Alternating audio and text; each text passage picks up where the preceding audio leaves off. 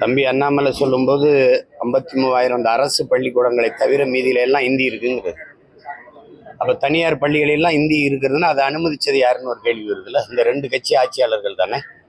இப்போ கேந்திர வித்யாலயா, நவோதயா, சிபிஎஸ்இ பாடத்திட்டம், மத்திய அரசு உதவி பெறும் பள்ளிகள்ங்கிறாங்க. மத்திய அரசுக்கு ஏது நிதின்னு கேட்டிருக்கணும். இப்போ நிலம் என்னது, நீர் என்னது, மின்சாரம் என்னது, எல்லா இதுவும் கொடுத்துட்டு இங்கே என் தாய்மொழியை படிக்க முடியாத ஒரு பள்ளிக்கூடம் இங்கே இருக்குது. அதுக்கு வாய்ப்பு இல்லாத ஒரு பள்ளிக்கூடம். இதை எப்போ கேட்டு தடுத்து நிறுத்தியிருக்கணும்.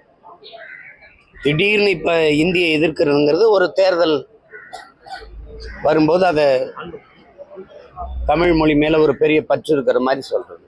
மெட்ரிகுலேஷன்ல படிக்கக்கூடிய மாணவர்களா இருந்தா அவங்களுக்கு எங்கேயுமே தமிழ் மொழி என்பது கட்டாயமாக இல்லை. தமிழக மெட்ரிகுலேஷனை பொறுத்த வரைக்கும் ஆப்ஷனல் லாங்குவேஜ் என்னென்ன இருக்குன்னு பாத்தீங்கன்னா, தெலுங்கு இருக்கு, அரபிக் இருக்கு, மலையாளம் இருக்கு, கன்னடா இருக்கு, ஹிந்தி இருக்கு, குஜராத்தி இருக்கு, சான்ஸ்கிரிட் இருக்கு, பிரெஞ்சு இருக்கு, உருது இருக்கு. அதாவது ஆங்கில மொழியில மெட்ரிகுலேஷன் பள்ளியில படிக்கக்கூடியவங்களுக்கு இது போன்ற பல ஆப்ஷன்ஸ் அங்க இருக்கு. அப்படி இருக்கும் பொழுது 56 லட்சம் குழந்தைகள் அவங்க வேற ஒரு ஸ்ட்ரீம்ல போயிட்டு இருக்கிறாங்க.